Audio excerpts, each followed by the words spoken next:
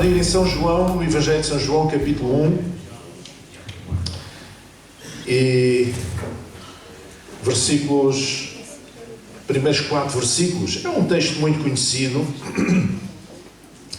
que diz que no princípio era o Verbo, ou o Logos, ou a Palavra. E o Verbo estava com Deus, e o Verbo era Deus. Ele estava no princípio com Deus, todas as coisas foram feitas por Ele, e sem Ele nada do que foi feito se fez. Nele estava a vida, e a vida era a luz dos homens. Claro que este texto refere-se a Jesus. Jesus é o Verbo divino, é o Verbo de Deus, é o Logos divino, é a Palavra de Deus feita carne. E eu hoje gostaria de falar esta manhã sobre a força do Verbo divino, não é? A força da Palavra de Deus. E desde o princípio que nós compreendemos que a Palavra de Deus é extremamente relevante, que a Palavra de Deus faz a diferença. Por exemplo, a Palavra de Deus criou o universo, não é? Foi pela Palavra de Deus que o universo foi criado. Deus diz, haja luz, e houve luz. Deus separou a porção seca das águas. Deus criou todas as coisas. E nós entendemos na carta aos Hebreus, lá no capítulo 11, que diz, pela fé entendemos que os mundos, pela Palavra de Deus, foram criados. Pela Palavra de Deus. Diga comigo, os mundos, pela Palavra de Deus, foram criados. De maneira que aquilo que se vê não foi feito do que é aparente. Então, Deus criou o universo como? Através da sua palavra. Do poder da sua palavra, da força da sua palavra. A palavra de Deus tem potencial para gerar vida. Reparem que na parábola do semeador que Jesus ensinou, ele disse claramente, esta é, pois, a parábola. Quando ele explicou a parábola, é a única parábola que está dita e depois explicada detalhadamente por Jesus. Ele diz, esta é, pois, a parábola. A semente é a palavra de Deus. Então a semente é a palavra de Deus. O que é uma semente? É alguma coisa que nós lançamos à terra e que nas condições normais frutifica, dá fruto. Ninguém sabe como é que isto acontece. É um mistério da vida, é um mistério de alguma coisa que nasce. Ou seja, podemos dizer que a palavra de Deus tem potencial para gerar vida. Talvez quando eu terminar a pregação vocês estejam um bocadinho mais quentes, já possam estar mais presentes. A palavra de Deus tem potencial para gerar vida. Amém? Vida e vida com abundância. A palavra de Deus tem potencial para produzir fé. Ela até produz fé. Não é dom, não é mérito nosso. A fé não é mérito nosso. Ninguém pode dizer, eu tenho muita fé. Também se tem, dê graças a Deus. Não é? Nós temos fé, não é da graça de Deus, é o dom de Deus, é a dádiva de Deus. Diz que a sorte vem por ouvir e ouvir a palavra de Deus. A palavra de Deus gera fé. A palavra de Deus gera fé nos corações. É por isso que é importante ouvir a palavra de Deus. É bom ler a palavra de Deus, mas é melhor ainda ouvir a palavra de Deus, porque aquilo que nós ouvimos produz mais impacto do que aquilo que nós lemos. Agora, nós vivemos num mundo de muito ruído, muita confusão, muito som, muito ruído, e temos dificuldade em parar um pouco para ouvir a palavra de Deus.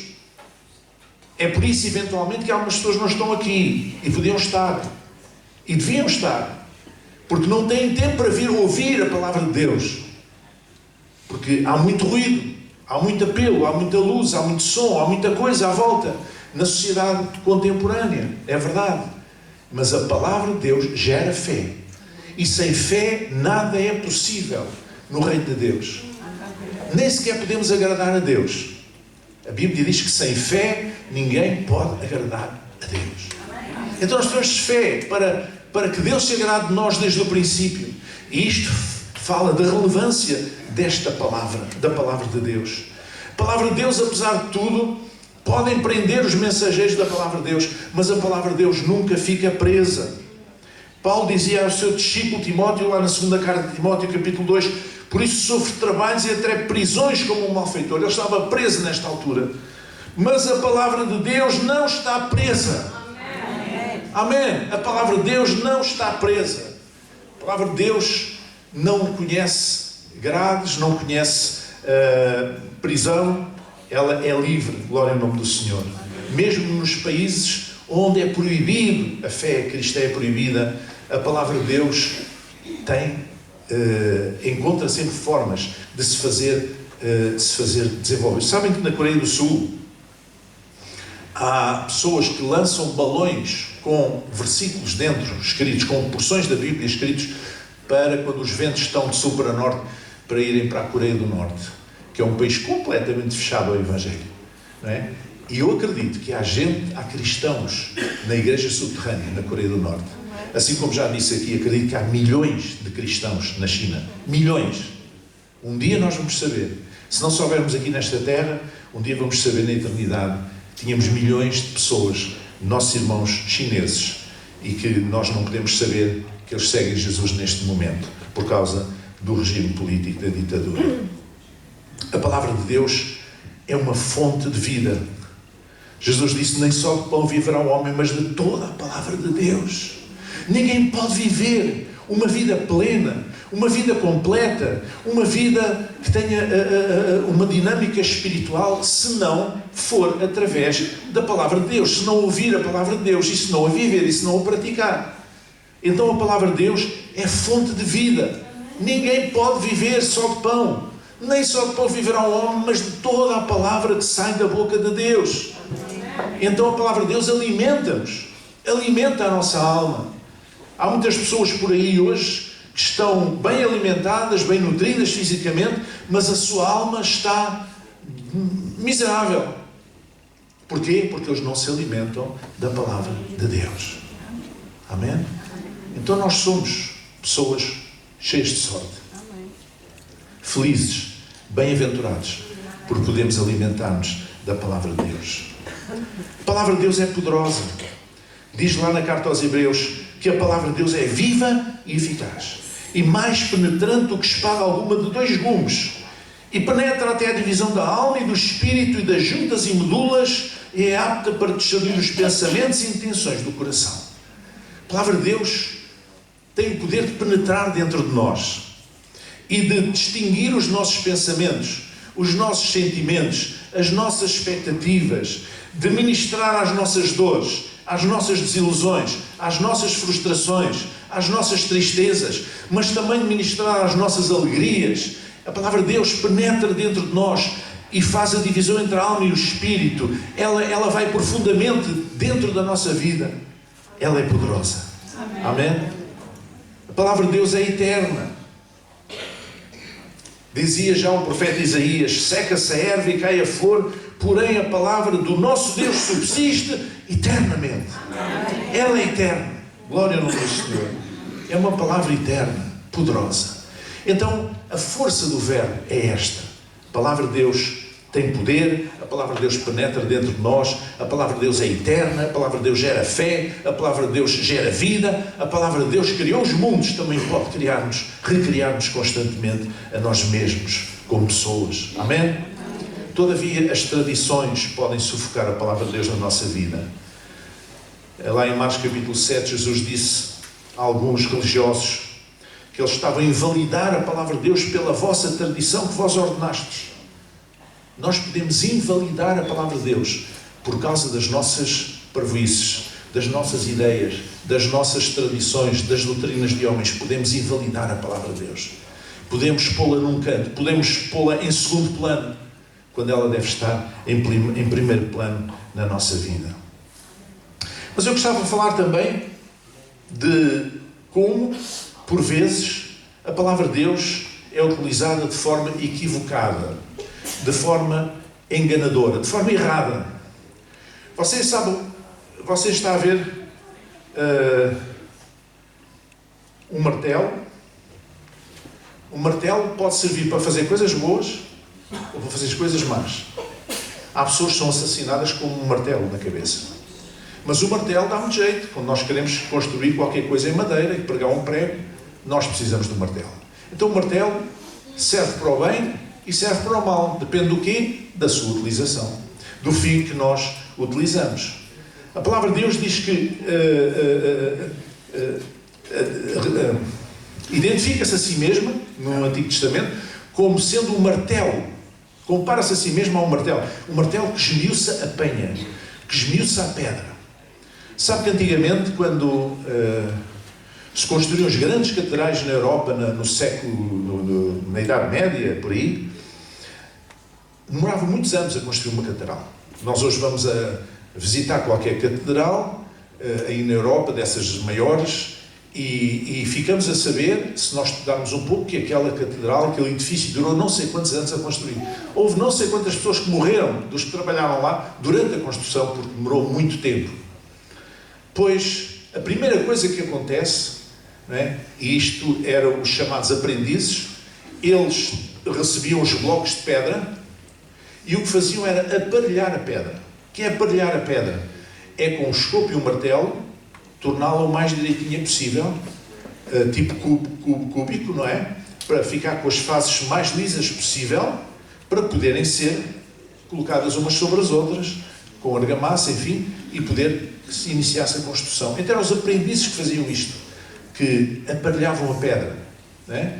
E mesmo no Antigo Testamento, os altares que eram dos hebreus, que eram levantados, muitas vezes não podiam ser com pedra aparelhada. Portanto, não podiam estar cá com coisas, porque era o mais natural possível, não é? Deus queria uma adoração sincera e simbolizava também digamos, uma naturalidade daquilo que nós fazemos para Deus. Então, a palavra de Deus às vezes é usada de forma errada ou equivocada. E eu vou dar alguns exemplos. Um deles é usar a palavra de Deus como adorno. E isto pode resultar de uma interpretação bíblica literal, feita à letra, ao pé da letra. Por exemplo, os judeus e os filactérios. Os judeus ainda hoje se vê, mas antigamente via-se muitíssimo mais. Há um texto bíblico que diz que a tua palavra, a minha palavra esteja sempre junto da tua mente, da tua cabeça, da mente e do teu coração, não sei o que é que eles fizeram. Inventaram umas caixinhas de couro, puseram pequenos textos enrolados lá dentro e depois com uma fita de couro punham assim, não sei se vocês já viram, a caixa no meio da testa, com uma fita aqui agarrada, não é? E também enrolado no braço esquerdo, que fica próximo do coração, assim enrolado. Então eles levaram à letra, pôr a palavra de Deus na tua cabeça e no teu coração. Mas não é para isso que a palavra de Deus serve. Porque isso deu origem aqui, a tornar-se aquela caixinha de couro, a tornar-se um objeto, como se fosse um amuleto, um talismã, como se tivesse virtudes mágicas, e a Bíblia não serve para isso. A Bíblia não é um amuleto. A Bíblia não serve para mágicas. A Bíblia serve para nós a lermos, ouvirmos, recebermos no nosso coração e praticarmos. Porque ela é a revelação de Deus. E não é por eu ter uma caixinha de couro aqui que eu vou seguir a palavra de Deus. Eu tenho que a ter no coração, dentro do meu coração. Não é? E há pessoas que têm Bíblias douradas muito bonitas, com umas lombadas muito douradas, muito bonitas na estante, mas não a leem. Mas não a leem. Para que é que isso serve? Não serve para nada. É apenas como objeto decorativo. Eu, quando era miúdo, eu cresci numa igreja grande em Lisboa e lá havia um ministério nessa altura que era a União Bíblica. E eles todos os anos, o nosso irmão, que era na altura o responsável pela União Bíblica, ia lá divulgar o ministério, e ele contava a história, e depois, como ia só lá uma vez por ano, já não se lembrava se tinha contado, e a outras igrejas também, não se lembrava se tinha contado a história e contava outra vez. Então, à força de ouvir a história, eu tive mesmo que aprender. Então a história é a seguinte: o pastor tinha uma ovelha na sua igreja, uma velhota, uma irmã já de idade, e a certa altura, há 15 dias ou assim que ela não aparecia na igreja, ou 3 semanas, ou um mês, já não sei.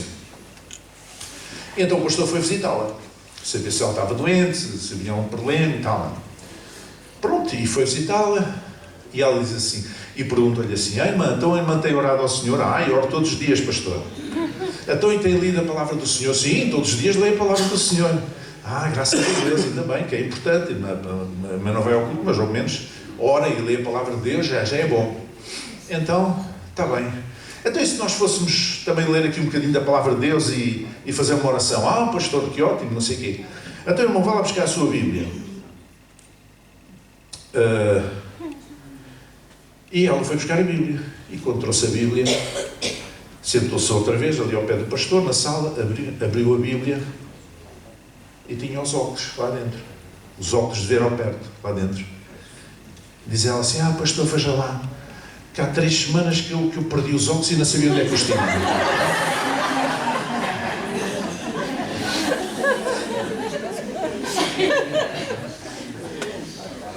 A Bíblia é mesmo para nós a lermos e a ouvirmos, não serve como decoração. Outras vezes, irmãos, outra forma equivocada de usar a palavra de Deus é usá-la como uma marca cultural distintiva de uma cultura, de um povo, enfim, de uma comunidade. Há uns anos atrás eu estava numa conferência aqui em Portugal e ouvi uma pregadora muito conhecida americana dizer: nós estamos a orar nos Estados Unidos para que seja obrigatório, por lei, que se leia a Bíblia e se faça uma oração antes de começar as aulas na escola pública nos Estados Unidos. E muita gente disse amém. Eu não disse. Não disse e não digo. Eu acho mal. É pastor. Agora é que o pastor passou-se mesmo. Não, eu vou explicar. É porque eu não quero para os outros aquilo que eu não quero para os outros, para mim, para os outros aquilo que eu não quero para mim. Eu não gostava que os meus filhos, ou os meus netos, fossem para a escola pública e fossem obrigados a ouvir uma Ave Maria antes de começar as aulas, ou a ler uma parte do Corão. Percebe o que eu quero dizer? Não quero. Porquê que a palavra de Deus tem que ser imposta por lei? Mas que conversa é essa? Alguma vez a palavra de Deus se impôs por lei? Alguma vez Jesus se impôs por lei? Alguma vez Deus quer ser imposto por lei? Não. As pessoas têm que crer, têm que receber. A palavra de Deus é livre, mas nós também somos livres de aceitar ou de rejeitar. Jesus disse aos discípulos, eu estou tão empolgado que até atropelo as palavras. Jesus disse aos discípulos, quando os enviou 2 a 2, os 70, e disse: vão de terra em terra. Se baterem em cada porta, se receberem a palavra, amém. Se não receberem, sacudam os pés e partam para outra. Isto não é metido à martelada, isto não é metido à força. Isto tem que ser da vontade das pessoas. E a palavra de Deus não pode ser uma marca cultural. Não é marca cultural de ninguém. A palavra de Deus está acima das culturas. É a palavra eterna. Outras vezes há pessoas que consideram a palavra de Deus como propriedade particular de um grupo religioso. Há uns anos eu estive envolvido aqui num processo, que depois não foi por diante, que era construir um monumento à Bíblia aqui em Setúbal. E eu contatei o bispo, então, católico, e contatei os pastores das igrejas, e começámos a ter reuniões, e a coisa estava já tínhamos até uma maquete e tudo, para ver se a coisa... Mas, entretanto, depois a coisa, por várias razões, parou. Mas numa das reuniões que eu fiz com um pastor, ele começou a levantar questões, por causa dos católicos também estarem envolvidos. Já não sei, porque isto depois pode gerar confusão, e não sei o quê, e tal. Como se a palavra de Deus fosse propriedade exclusiva dos evangélicos, ou dos protestantes. A palavra de Deus não é exclusiva de ninguém. A palavra de Deus é dada à humanidade. A palavra de Deus funciona como palavra de Deus para aqueles que creem nela, que a reconhecem como palavra. Além disso, ela é um monumento cultural, civilizacional para todo o mundo. É uma dádiva de Deus à humanidade. Só que nem todos veem nela Deus. Nem todos veem Deus nela. Não é propriedade de um grupo particular. Outras vezes a palavra de Deus é usada em alguns meios carismáticos como um mantra. À semelhança daquilo que fazem as filosofias orientais, não é? Budistas, etc. Um mantra. Vai-se... A palavra de Deus não serve para isso. E às vezes até serve para outras coisas. Para secundarizar o caráter. para pôr em segundo plano a importância do caráter. Eu dou um exemplo. Quando Paulo escreve a Timóteo, ele dá instruções sobre como organizar a igreja. Supostamente Timóteo era pastor da igreja de Éfeso naquela altura. Ele fala que os bispos, ou os pastores, ou os anciãos, tinham de ter determinadas qualidades. Ele menciona 16 qualidades. 16. Quero que eu vos diga uma coisa. Dessas 16 qualidades, só uma é que tinha a ver com competências. Competências pessoais. Não é? Todas as outras 15 têm a ver com caráter. Caráter. Eu vou ler. Convém, pois, que o bispo seja irrepreensível, marido de uma mulher, vigilante, sóbrio, honesto, hospitaleiro, apto para ensinar. Este apto para ensinar é o único item que fala de competências pessoais, que não tem a ver com caráter. Não dado ao vinho, não espancador, não cobiçoso de torpe de ganância, mas moderado, não contencioso, não avarento, que governe bem a sua própria casa, tendo os seus filhos em sujeição, com toda a modéstia. Destes 16, só um é que tem a ver com competências adquiridas. O resto é caráter. E o que é que as pessoas fazem? O que é que os movimentos religiosos fazem?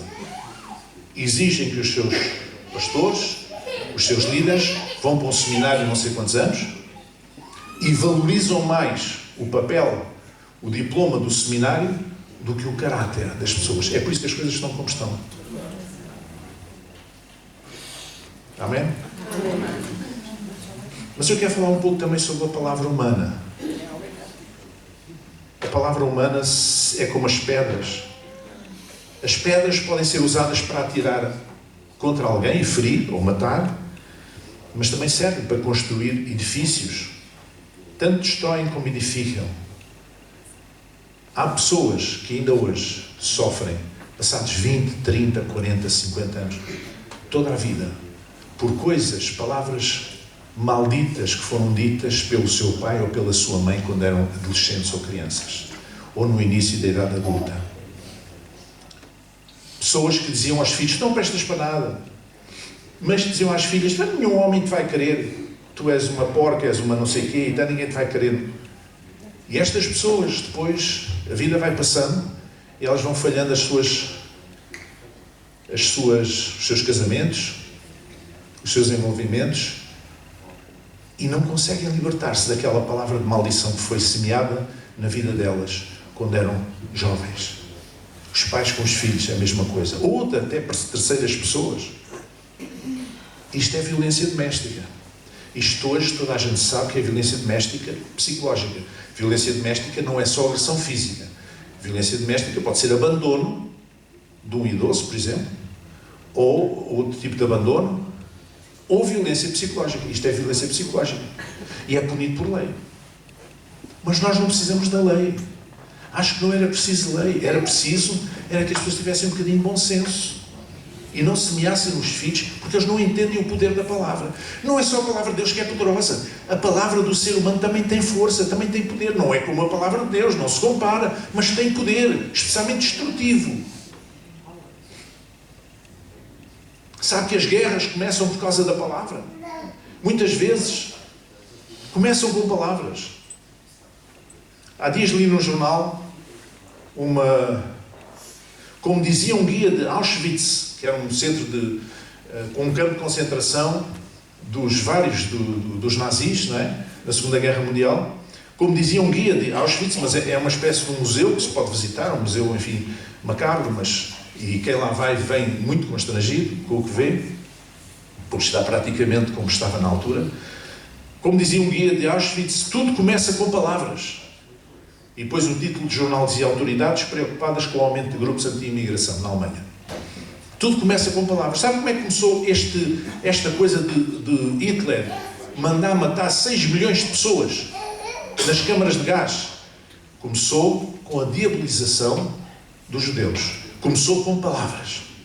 Ele começou a dizer publicamente: a culpa da Alemanha, não sei o quê, não conseguir andar para a frente, é dos judeus. E os judeus estão a fazer isto, e mais não sei o quê, e mais isto, e mais aquilo, e palavras semeadas, palavras de ódio, palavras... É por isso que nós não podemos tolerar palavras de ódio. Não devemos tolerar no nosso meio palavras de ódio. Porque elas têm um potencial de destruição. E as guerras começam assim. Começam com palavras. Ou até no meio cristão, um líder dizer a outra pessoa: tu nunca mais vais ser ninguém. Tu nunca vais ter ministério. Tu estás acabado. Eu já ouvi este tipo de palavras. Isto é diabólico. Seja lá, saia da boca de quem quiser, quem for, é diabólico. É completamente contrário ao ensino do Novo Testamento, é completamente contrário ao Espírito de Jesus e ao Espírito da Palavra de Deus.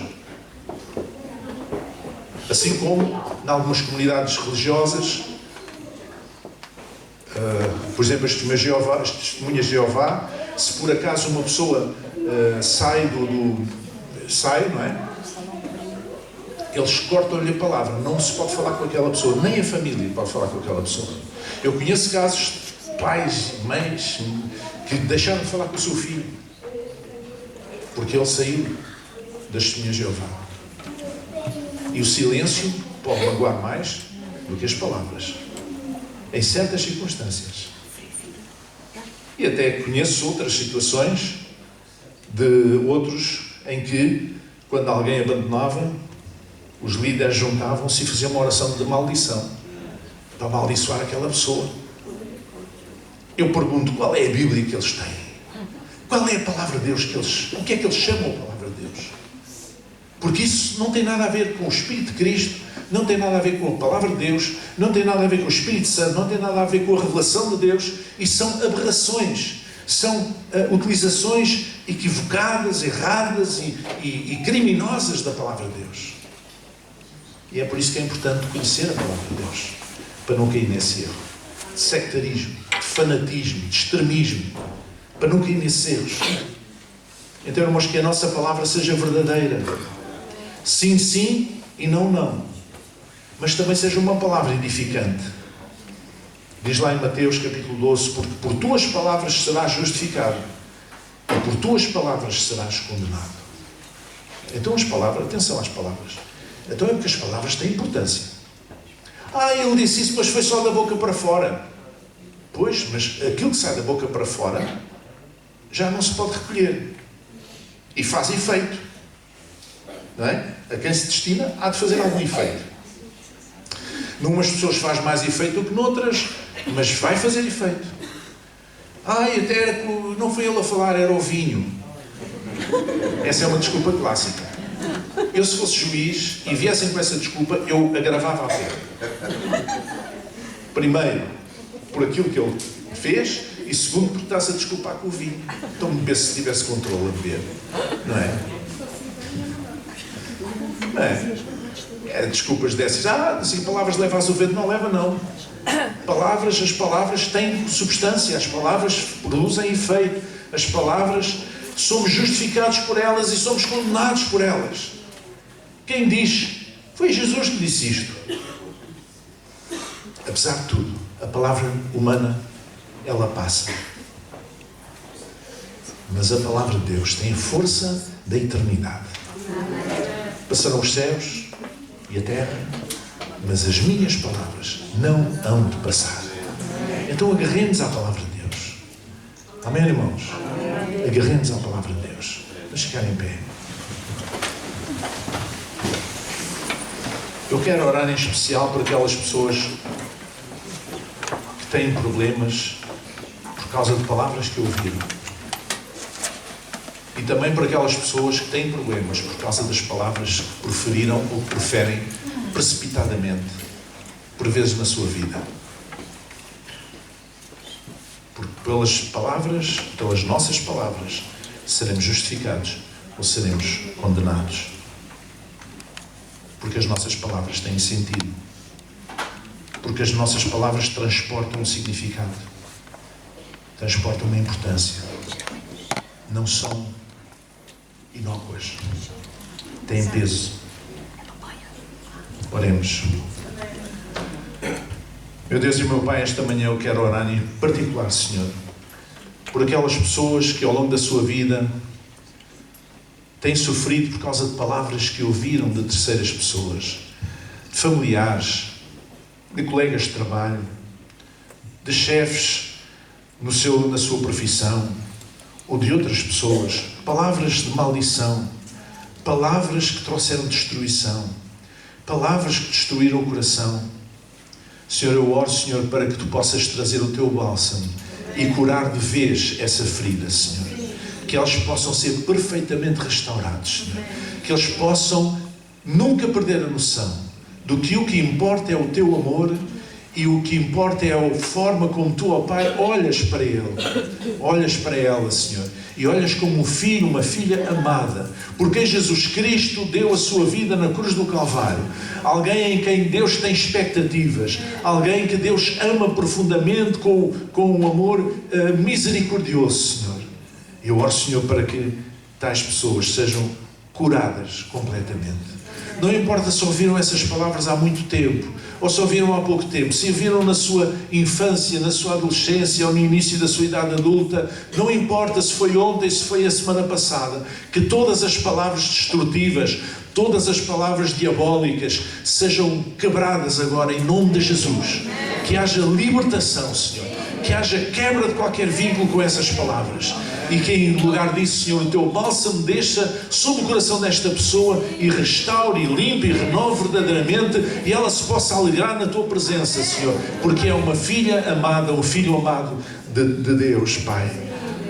Pai, eu oro também por aquelas pessoas que têm dificuldades com as Suas palavras, que por vezes proferem precipitadamente palavras negativas sobre outras pessoas. Senhor, pessoas que são impulsivas, pessoas que têm falta de controle e que muitas vezes falam antes de pensar, Senhor.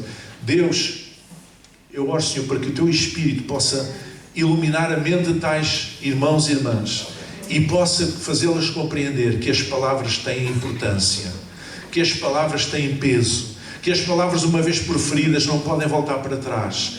E verdadeiramente haja sabedoria sobre a vida destas pessoas, para que elas reflitam primeiro, antes de dizer palavras que possam ser destrutivas para outras pessoas, Pai.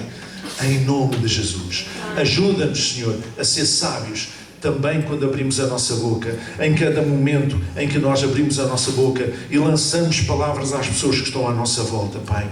Em nome de Jesus. Em nome de Jesus, que assim seja. E que nós possamos todos, verdadeiramente, Senhor, olhar para Ti, Senhor, e valorizar a Tua palavra, a palavra que é proferida por Ti, essa palavra que criou os mundos, que criou o universo, essa palavra que gera fé no nosso coração, essa palavra que gera vida, essa palavra poderosa, Senhor, que nós possamos, Senhor, ó Deus, recebê-la cada vez mais, meditar nela, falá-la, confessá-la, Senhor. Pai, eu oro também, Senhor, porque nós olhamos para Jesus, que é o Verbo divino, a palavra feita carne, a expressa revelação do Pai.